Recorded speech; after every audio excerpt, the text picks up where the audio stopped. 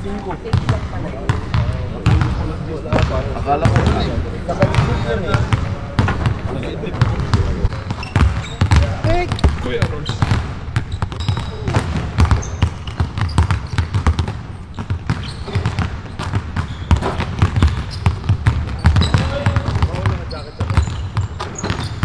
Magandang araw mga ka-Express Info. Ngayon higit kailanman, ramdam ang pangangailangan kay Kai Sotto sa laban ng Gilas Pilipinas kontra Chinese Taipei. Isang malaking hamon ang kinakaharap ng ating national team dahil may bagong naturalized player na 7-footer ang Taiwan na siguradong magbibigay ng matinding competition sa ilalim ng rim. Nakapanghihinayang ang injury na natamo ni Kai, pero hindi ito ang dahilan upang susuko ang Gilas dahil nariyan pa rin ang ating triple towers na sina Junmar Fajardo, AJ Edo at Chapit Aguilar. Isang bagong lineup ang ipaparada ng Chinese Taipei laban sa Gilas Pilipinas sa FIBA Asia Cup 2025 qualifiers. Hindi tulad ng kanilang nakaraang kupunan, mas pinalakas ngayon ang kanilang roster sa pamamagitan ng dalawang naturalized players, sina Brandon Kalpik at Muhammad Al-Bachir Gajaga. Pero may twist, si Gajaga ay kinilala bilang isang local player ng FIBA mula pa noong 2023 dahil sa kanyang matagal ng paninirahan sa Taiwan. Ang iba pang miyembro ng koponan ng Chinese Taipei ay sina Teng Qianli, Chen Haomi, Shen Haoma, Cheng Liu, Ai Cheyu, Kui Yucho, Zhao Fulan, Chun Shen Liu, Chen Weigao, Quan Chuan Chen, at Xian Chun Cheng. Sa kanilang roster, 3 lamang ang nakalaro nang matalo sila ng Gilas Pilipinas noong February 2023 sa score na 106-53 sa Field Sports Arena. Malinaw na isang bagong hamon ang dala ng Taiwanese squad na kasalukuyang may 1-3 record sa Group B.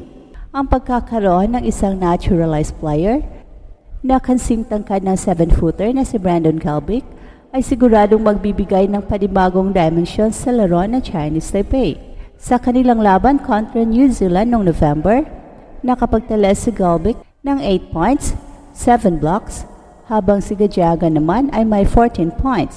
Kahit natalo sila ng New Zealand sa score na 81-64, ipinakita nila na kaya nilang makibagsabayan sa mas malalakas na kupunan. Ito ang dahilan kung bakit magiging malaking kawalan ang pagkawala ni Kai para sa Gilas Pilipinas. Sa kanyang tangkad, wingspan at defensive presence, siya sana ang pangunahing sagot ng Gilas upang kontrahen ang bagong big man ng Taiwan. Bukod pa dito, ang kakayahan ni Kai na umiscore sa loob at lumaban sa offensive rebounds ay isang aspeto na mahirap tapatan ng Chinese Taipei.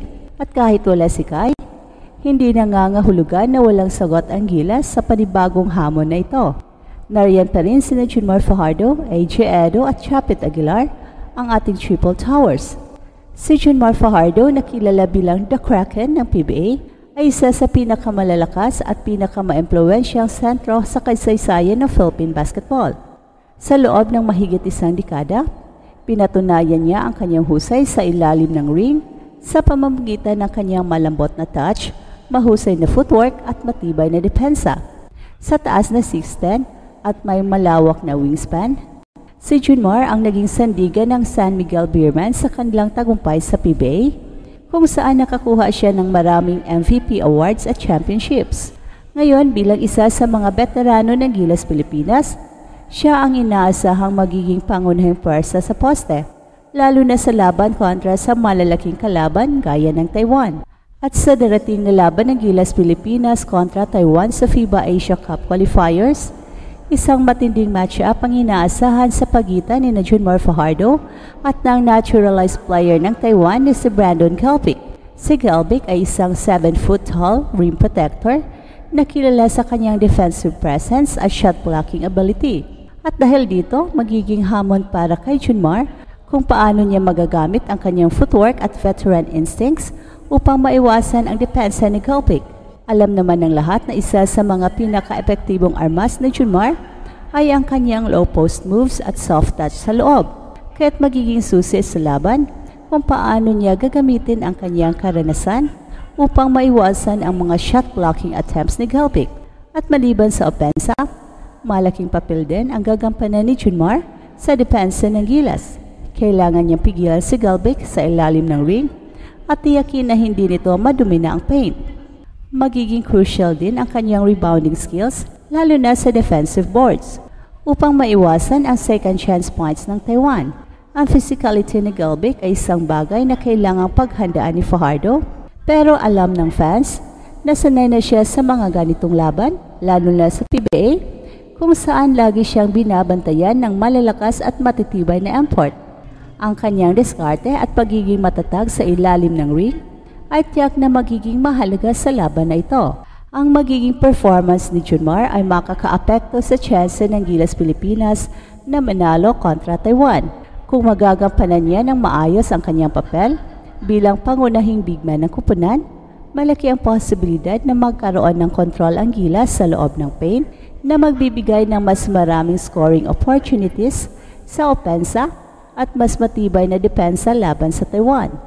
At bukod pa rito, ang kanyang leadership at veteran presence ay makakatulong sa kanyang mga teammates, lalo na sa mga batang bigman ng Gilas tulad ni Eiji Edo. Si Eiji Edo ay isa sa pinakamahusay na shot blocker sa Japan B-League. Patunay ang kanyang pag-unlad bilang isang elite defensive player. Ang kanyang athleticism at energy ay magiging mahalaga upang tapatan si Gelbik. At si Japit Aguilar, bagamat may edad na, ang kanyang experience, agility at ability sa transition plays ay magbibigay ng versatility sa opensa at depensa ng Gilas. Kung ang tatlong ito ang magtutulungan upang duminahin ang paint, may chance ang Pilipinas na kontrolin ang tempo ng laro at pigilan ang opensiba ng Chinese Taipei. Ang Gilas ay nakatuon sa pagtatapos ng qualifiers ng may pinakamahusay na record na posible. Matapos ang laban kontra Chinese Taipei, susubukin ng Pilipinas ang kanilang lakas sa isang away match kontra New Zealand.